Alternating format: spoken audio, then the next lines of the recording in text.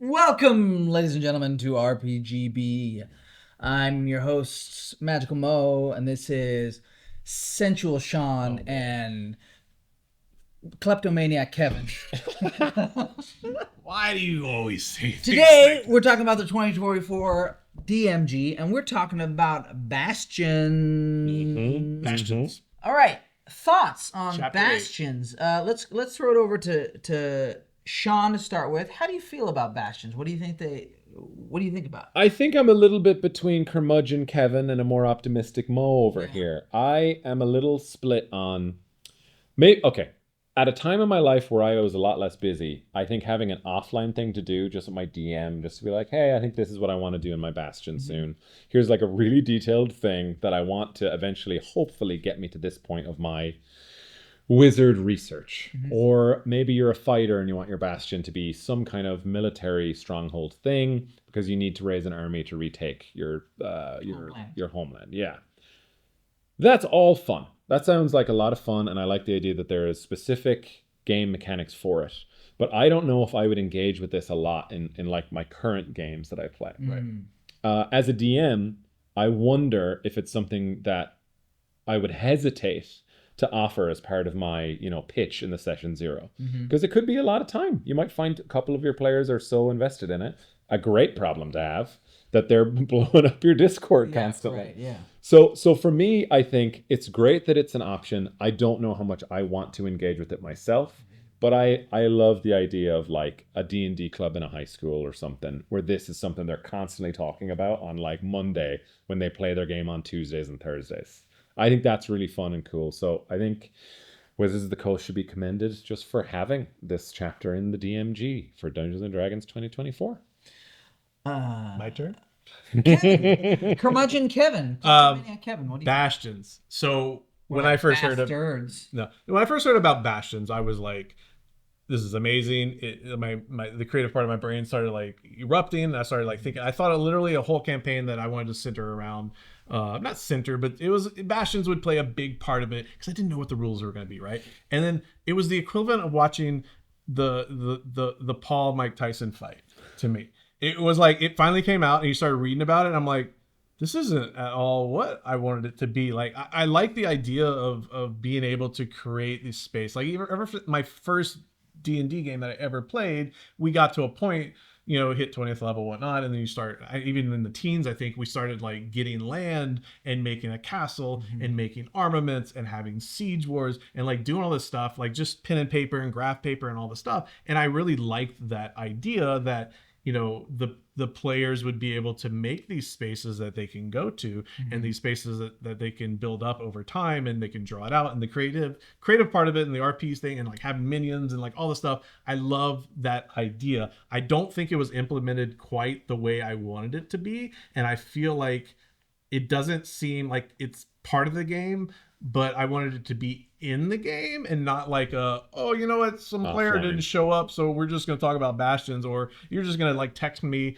and send me, like I wanted it to be more of like part of the story and not like a side project outside of the game, I guess. And I know where they're coming from, because like in Adventure League and like even in D&D 5e proper, like when you're there's like all things you can do between campaigns where you're like crafting an item. Downtime. Thank you. Yes. And I think it's more of downtime, and I wasn't interested in downtime much in 5e, so I didn't really use it. I think it's a great idea and I want to implement it. And I was hoping that there would be a better bridge to implement it in the game and not as like an outside of the game thing. So I think I'm just going to take what they have here and I'm just going to twist it in my own game and make it better for me and what I think, and then run it through a session 0, see if my players want to play it. That's what I'm going to do with it. But, You just described being a DM, just taking this and making it whatever you want. Pretty much for the whole thing, but for beginners and people, You're saying thanks for nothing. I'll do thanks it for myself. nothing. I felt like I was hoping that Wizards of the Coast would do the work for me, and they gave me some Hasbro version of it. All right. So, couple of quick thoughts. One is, obviously this is an attempt by Wizards. First of all, we should point out these are optional. Bastions are optional. Sure. So Kevin doesn't have to have Bastions. But I want. Secondly, we should obviously other people have talked about this. is how to spend money in D&D. When you get to a certain point, you're like, I got all this money, what do I buy, right?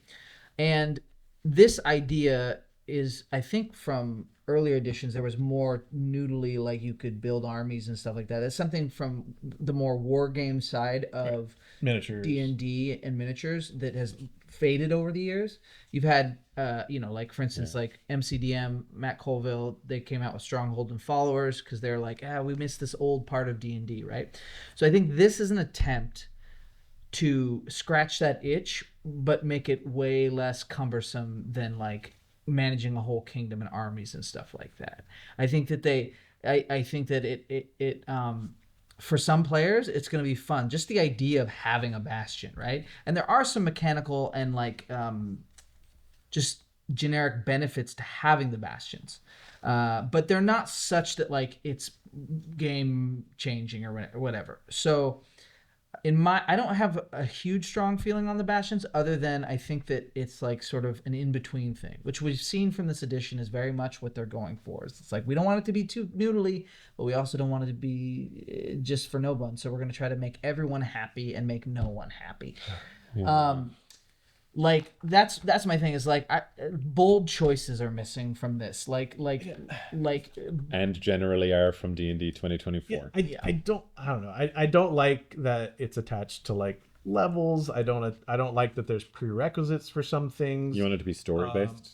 Yeah, I feel like, if I'm a fighter and I want to, I mean, maybe it's great for I feel players. like I've read through it and I didn't see this in there. Like, you can get hirelings if you create like an arcane Emporium. Yeah. And you can, but you have to have the prerequisites to build it. But if I'm not a wizard and I want to hire a hireling to put in this spot that I want, like, where's the rules for that? It feel like you have to be a wizard to have these prerequisites, or you have to be like, a cleric to make the reliquary. I think like in all things in D&D, you just do whatever you want. Well, that's like you were saying. So like, I don't think that they're saying that you can't just be like, oh, we don't have any wizards in the party, but we really want this arcane blah blah blah. First of all, my question would be like, why would, if you got no wizards, why would you want that kind of bastion? Because I think this is much more supposed to be focused on the role playing aspect of this rather than the like mechanical benefits of this. Because like what I said, if the role playing aspect is you're interested in that, but you don't have the capability to do it, so you're going to hire somebody to do it for you, to make potions, to make scrolls or things you can sell, but that's things you can use. That's like a outlier case, right? Like, it's not the general thing. So I think it doesn't sound like an adventure. I do like the bonuses and boons and stuff that you get. Like, I think they're onto something with this whole chapter, but it's not, I wouldn't have put it in the book yet. So just to wrap up Bastions, I would like to just say that I think now that players know that there are Bastions, most players are going to want a Bastion because it's a cool idea. I think it does put some extra labor on the DM in terms of managing all this. However, I think that the main point of this was they've emphasized a lot in this not new edition that downtime, more things to do with downtime, like, because there's a new generation of players who is less focused on the combat and want to live a sim life as a D&D character. And I think this is part of that, right? Like Ginny D was talking about how like she's super stoked for Bastions because she loves to play Farmville.